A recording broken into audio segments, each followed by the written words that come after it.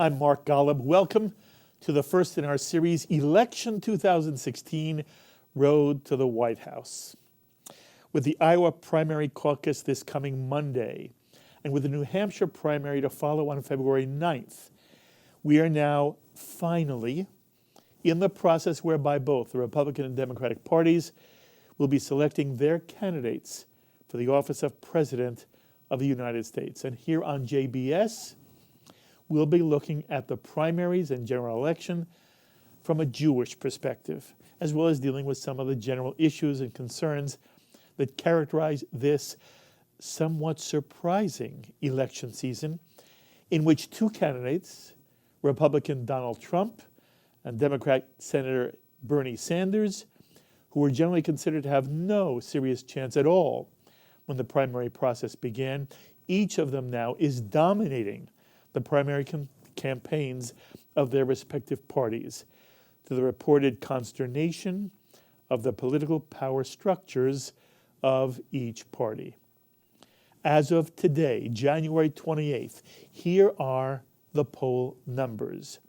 For Monday's Iowa primary caucuses, the NBC News Wall Street Journal Marist poll shows Donald Trump leading at 32%, an 8% gain since the beginning of this month. Then Texas Senator Ted Cruz, a close second at 25%, down from 28%. Florida Senator Marco Rubio is third at 13%, a 5-point gain in Iowa for him since the beginning of January. And Dr. Ben Carson is at 8%, representing a 3% loss this month. Moving on to New Hampshire with its primary February 9th, again looking at the NBC News Wall Street Journal Marist poll. Donald Trump is at 31%. Ted Cruz is a distant second at 12%. John Kasich is virtually tied with Ted Cruz today at 11%, and so is Marco Rubio, also at 11%. Jeb Bush is at 8%, and Chris Christie is at 7%. And today, those five Republicans seem to be the only candidates with any serious chance at all of winning the Republican nomination, though Donald Trump is clearly the surprise frontrunner. And that also is reflected in national Republican polls, where the Bloomberg Politics Purple Strategies poll shows Donald Trump with a commanding 20-point lead over the second place Marco Rubio and Ted Cruz. Of course, anything can still happen. And if you've been watching or reading the political pundits, you know they've had nothing right so far except when they remind us that political fortunes can change drastically from Iowa to the national conventions. Well, what about Jewish concerns in the upcoming primaries as each party selects a presidential candidate? In the Jewish community, there is a national Jewish organization that represents Jewish Republicans. It's called the Republican Jewish Coalition, and with the two Fox Republican debates tonight, we're most pleased to have on our JBS phones from Washington, D.C., Mark McNulty, Communications Director of the Republican Jewish Coalition. And Mark, thank you so much for joining us. Yeah, thanks for having me. Mark, this first airing of this program is before the two Fox Republican debates tonight, but this program will be repeated tonight and tomorrow after the debates. But one of the striking things that we've seen in the prior Republican debates, and the Democratic debates for that matter, is the virtual disappearance mark of issues related to the state of Israel and the Israeli-Palestinian conflict. In prior debates, Israel has barely been mentioned, and that actually may be a plus for the state of Israel. But when it comes to support for Israel, the Republican Party seems much stronger to Jews for whom U.S. military, economic, and diplomatic support of Israel is their primary concern. So how significant do you think it is that Israel no longer seems to be a hot button topic during the debates or on the American political scene? What do you expect from the debates this time? Well, I'd say that I think the candidates on the stage in the Republican debate had a chance to come in December to Washington, D.C. Yes. and speak to over 600 of our core audience. We have over 40,000 members, and our conference was obviously broadcast to all of them.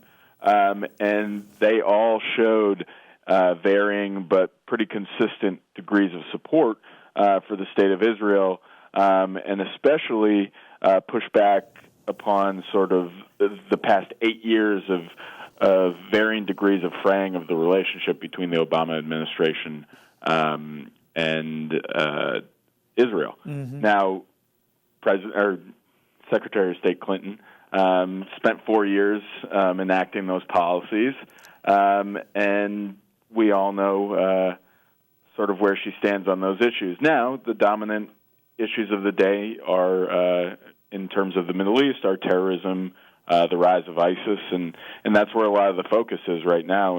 And I think that that's prudent because those issues not only threaten people abroad, as we've seen in Europe, but they threaten lives here in the United States, as we've seen in San Bernardino. Okay. Let's talk for a moment about the presidential forum that you hosted. 13 candidates had an opportunity, as you say, to address your group and answer questions. Mark, did any of the candidates particularly stand out or make an especially positive impression during the day's event? You know, as an organization, we more provide a forum for these people. We don't take a position, but there are varying degrees of support within our organization. There are people on the board who support any number of candidates. Obviously, we've had some of these men and women speak at events prior. We had Carly Fiorina at one of our winter events last January. We had Chris Christie speak at our Las Vegas forum. We've had Marco Rubio at events. We've had Jeb Bush at events. So our group has had a lot of time to hear from a lot of these candidates, and we look forward to seeing what happens this coming Monday and the sort of ensuing elections after that. Sure. And it may be unfair to ask you that type of question because I realize, again, no, you as a spokesperson for the Republican Jewish Coalition cannot take a position. I will tell you this, there were some reports after the forum that Donald Trump was surprisingly tepid in his support of Israel in the Israeli-Palestinian conflict. And while I meet many American Jews now, Mark, who favor Donald Trump, I also speak to Jewish leaders who worry that Trump, who's been a very effective, successful deal maker, may seek to impose a deal in the Middle East that would be injurious to the state of Israel. Do you have anything you can say about your evaluation or what you hear, the evaluation of Donald Trump's position in terms of the Israeli-Palestinian conflict? I think somebody best to answer that would probably be Prime Minister Netanyahu, who touted the endorsement of Donald Trump in a video message when he was running for re-election. So I'd point to that as saying that the Prime Minister has gone out of his way to promote that endorsement. So. Okay. So let's stay on Donald Trump for one moment. Mm-hmm. We all know he's decided not to participate in the Fox debate tonight because he has serious disagreements with the way Fox handled its first debate, with Megyn Kelly in particular, and with some of the rhetoric that's come out of Roger Ailes' office.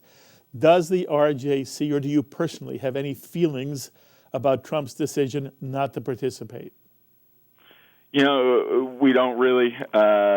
Obviously, any opportunity to hear from the candidates on their viewpoints on the issues is a plus for voters and Jewish American voters, especially Republican ones. But him foregoing the chance to sort of step in front of the voters of Iowa and the voters in the United States, we don't have a position on that. Well, good for you. By the way, there's been a great deal of criticism coming out of the Republican Party, Democratic Party, about Donald Trump's decision. To me, there seems something hypocritical in any Republican criticism of Donald Trump and the suggestion that he's either frightened of Megyn Kelly or that This indicates he would not be able to take criticism as president, or that he would run from Vladimir Putin or Iranian leaders should they attack him. In October, after the CNBC debate, the Republican National Committee announced it would not participate at all in the next NBC-sponsored debate, which was scheduled for February. Every single Republican candidate chose to boycott NBC because it felt the network had been unfairly biased and abusive. And it seems to me that if it was okay for the RNC to pull all its candidates from participating in an NBC debate, there's nothing wrong with Donald Trump exercising the same option with regard to the Fox debate. And I don't hear people in the media positioning it that way. Any thoughts, Mark? Hemming and hawing over who's doing what with debates and who's attending a debate or who's dropping out of a debate. This argument over the minutia of who's doing what with regards to debate, I think, is pretty inconsequential. Every man and woman on that stage would be a better leader, a stronger leader, and would be able to stand up better to our enemies and our adversaries across the world than would this current administration or any of the candidates on the Democratic stage, including the ones who were part of the administration for 4 years. So I think that's the real ground that we need to be discussing. I think that's the real crux of the issue, and I think that that's the important stuff. Okay. And by the way, I appreciate the way you say it. And however, at the same time, I'm going to assume that what you mean is the RJC is not taking any position on Donald Trump's decisions. Will the RJC support any Republican candidate chosen through this primary process? There's how many months away is June? There's 5 or 6 months left. We plan on being a part of the process, supporting the Republican nominee, and we look forward to that. Okay. And this obviously would include then Donald Trump, should he win the nomination. Yeah, the Republican nominee. Okay. So I want to ask you a personal question, if I may, so you can place yourself for our Jewish audience, the JBS audience. By the way, Mark, are you Jewish yourself? I am. What's your feel for the Jewish community and for issues which drive Jewish voters? As part of our due diligence, we've obviously run polls of Jewish Americans across the country. Obviously, just like any American, Jewish Americans are feeling the same sense of insecurity, whether it's economic or security-based. And with the rise of ISIS and the goings-on of the Middle East and sort of terrorism creeping more and more into the forefront of our minds, this election, I think, like many pundits and politicians are saying, is going to center off of national security issues. And obviously that's very positive territory for Republicans to have an issue-based conversation for this election. So we're looking forward to that fight. We're looking forward to that conversation. We're looking forward to making the argument that the Republican candidate is the best candidate to protect Americans and protect Jewish Americans. Okay. So, again, it would be unfair to put you in a position that in some way contradicts the role you have as the communications director for the RJC. And I've asked a whole bunch of political questions, and really it's clear that if I want answers of opinion, it really I would be better served to speak to somebody who is not formally involved with your organization. So I want to change the focus. Okay.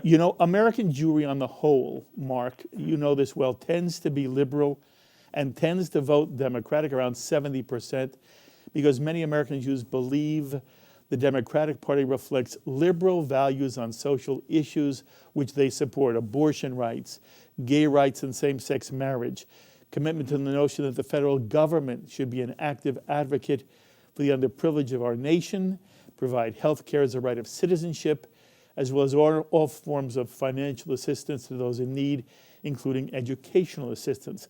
And the feeling among many American Jews is that the Republican Party, as strong as it is on Israel, does not share this liberal perspective. My question for you is this perception, in your view, likely to change in this election cycle? Or realistically, do you expect, again, 70% of the American Jewish community likely to once again support the Democratic candidate? You know, it's changing as, I'll deal with the issue side, and then I'll deal with sort of the electoral side. I'll deal with the electoral side first. Very good. In 5 of the last 6 national elections, the percentage of the Jewish vote has gone up for Republicans. Mitt Romney got about 32% of the vote. That was double than 50% more than what John McCain got in 2008. Mm-hmm. The RJC has been an integral part of that movement towards Republicans.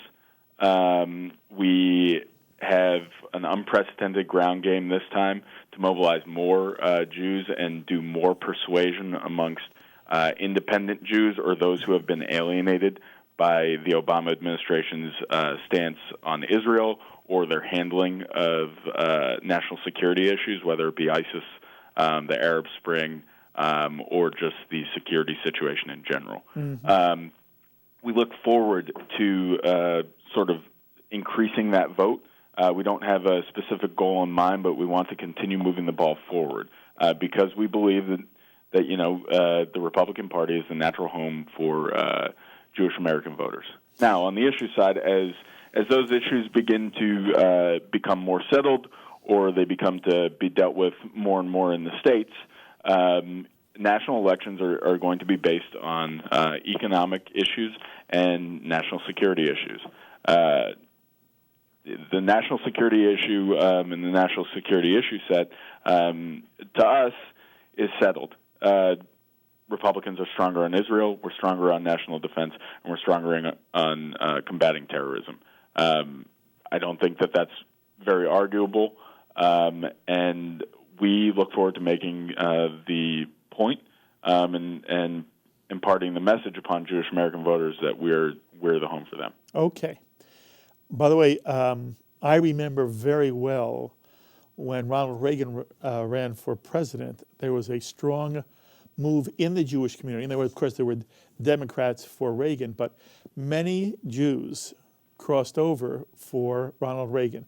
Mark, I can tell you, I've said it before, I can tell you that while there are many Jews who have no interest in Donald Trump or the Republican Party, I continue to meet more and more American Jews and American Jewish leaders who are so frustrated with what they see as the Obama administration's handling of Israel and the Middle East that they tell me all the time they're looking for a Republican candidate, and again, which is surprising, everything about this election, Mark, has been surprising.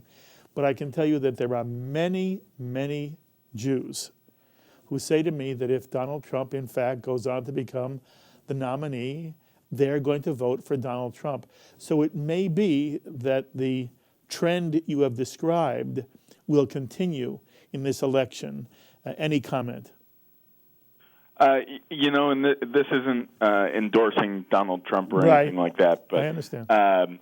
What I would say is that Barack Obama has gone out there and said that he's either the most Jewish president or he's Jewish too, et cetera, et cetera. Those comments on their face are laughable, I think, to most American Jews. Meanwhile, Donald Trump may actually turn out to be, if he happened to become the president, the most Jewish president. His daughter is a converted Orthodox Jew.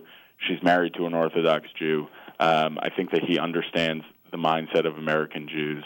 And I would say that the engagement that all the rest of the candidates have had with our organization, which allows for the interaction with the Republican Jewish community and the Jewish community in general that a lot of these candidates wouldn't get, makes them so well-versed in these issues, makes them so familiar with the that we're really excited about how supportive they will be of the American Jewish community. Okay.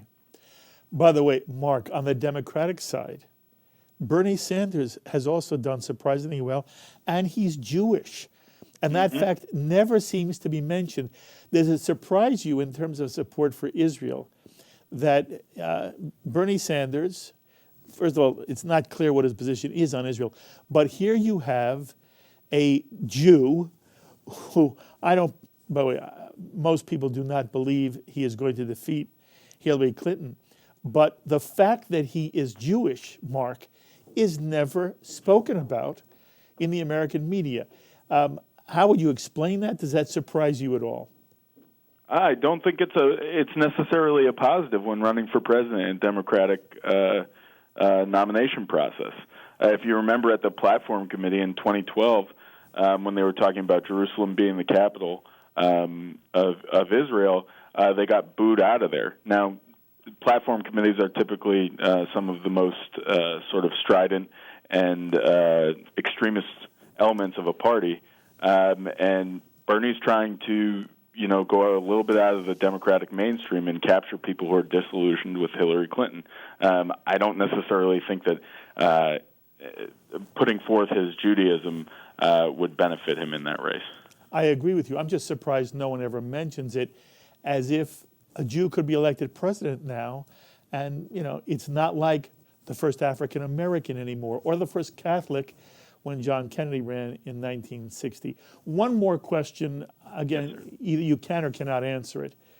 There are many people who feel that the Republican Party has done damage to itself because there are so many candidates, and there are so many candidates that we need 2 debates every time. At the moment, is there any movement within the Republican establishment that is suggesting marginal candidates should drop out of the race? I can't speak to that, but what I can speak to is this notion that more candidates is worse. I think on its face that's sort of a false assumption. Having more people and having more issues sort of explored and more viewpoints being heard is always a good thing. That's something that the United States has thrived off of since our founding. We're a place where viewpoints are always heard, where they're always accepted, and the democracy of the process will weed out which of those issues and which of those viewpoints aren't supported within the party. So it's a really cleansing aspect of the process, and it's really exciting, I think, for not only the people of Iowa, New Hampshire, and South Carolina, but I think everybody else is able to see somebody represent even just one iota or one aspect of their own viewpoint, and that's really exciting. Okay, and in that context, it has bothered me that some candidates are relegated to the undercard and are moved to an earlier debate and are not on the stage in prime time. Obviously, this doesn't give them the wider audience and an opportunity for the audience to learn about them, which you speak about. Do you have any criticism yourself of the fact that networks have decided at a certain point there'll be some candidates at 6 o'clock or 7 o'clock, and then in prime time another group is on the main stage? I think we saw. I formerly did some logistics stuff, so I have more sympathy than not for the logistical challenges of trying to get 15 or 16 people on a debate stage together. And that's even apart from asking them all equal questions. And I think when we first saw the first debates where they had 12 or 13 people up there, and they might have gotten 7 or 8 minutes on average, yet the debate was 3.5 hours long. I don't think that's a way to run a debate either. So there is sort of you have to figure out a happy medium, and not everybody's going to be happy. But I think after 7 or 8 debates, I think we're at right now, there's sort of been a nice status quo has been found. Okay. Mark, you do your job very, very well. We have your picture up on the screen. I've never met you, but you look like a lovely guy. I hope one day I can meet you in person. And I thank you for giving us the time here on JBS. I appreciate it, Mark. Be well. Thank you. Yep. Bye. That was Mark McNulty, Communications Director of the Republican Jewish Coalition. And again, you learn it's hard for people who are in the political process. You see it all the time on American television, whether you watch Meet the Press or Face the Nation or George Stephanopoulos. Very often the political pro comes on and you ask a question and you just don't get an answer. And one of the things that I feel this election is about is the American people just being fed up with the political game. And I understand Mark McNulty has a role to play. He's not about to break new ground. But at the same time, the process which has infuriated people is the process where you don't feel you're getting straight, honest answers to questions which in some instance are absolutely appropriate. In any case, it was nice of Mark to come on, and we'll try to find people who are outside the, quote, political process, but feel strongly either from the Republican side or the Democratic side, and can bring a Jewish perspective to issues which are very much present and should be present on the American scene in this election cycle. My thanks as always to our director, Sloan Copeland, production coordinator, Serge Goldberg, to JBS's associate director, Dara Golub, and the producer of this edition of Election 2016, Carol Lilienthal. Until the next time, I'm Mark Golub. Be well, my friends.